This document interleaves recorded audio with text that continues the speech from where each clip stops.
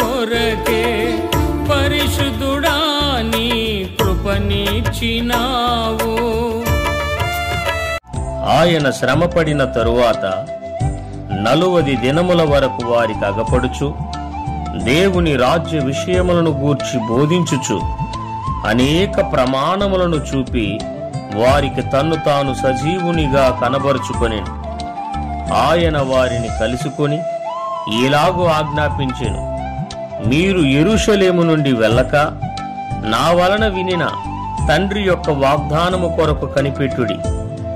యోహాను నీళ్లతో బాప్తిస్మమిచ్చెను గాని కొద్ది దినములలోగా మీరు పరిశుద్ధాత్మలో బాప్తిస్మము పొందెదరనెను. కాబట్టి వారు కూడి వచ్చినప్పుడు, ప్రభువా, ఈ కాలమందు ఇశ్రాయేలునకు రాజ్యమును మరలా అనుగ్రహించెదవా అని ఆయనను అడుగగా, ఆయన కాలములను సమయములను తండ్రి తన స్వాధీనమందించుకొని ఉన్నాడు.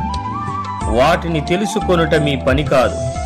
అయినను పరిశుద్ధాత్మ మీ మీదికి వచ్చినప్పుడు మీరు శక్తి నొందెదరు గనుక మీరు యెరూషలేములోను యూదయ సమరయ దేశములంతటను భూదిగంతముల వరకు నాకు సాక్షులై ఉందరని వారితో చెప్పెను.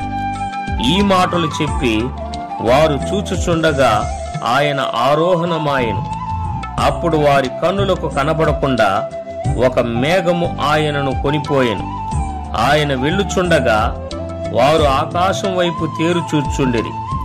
ఇదిగో, తెల్లని వస్త్రములు ధరించుకొనిన 2 మనుష్యులు వారి యొద్ద నిలిచి, గలిలయ మనుష్యులారా, మీరెందుకు నిలిచి ఆకాశం వైపు చూచుచున్నారు?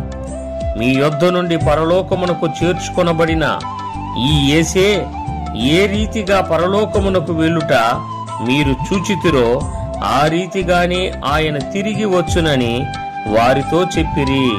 నీ పరిచర్యను చేయుట కొరకే పరిశుద్ధుడా నీ కృపనిచ్చినావు.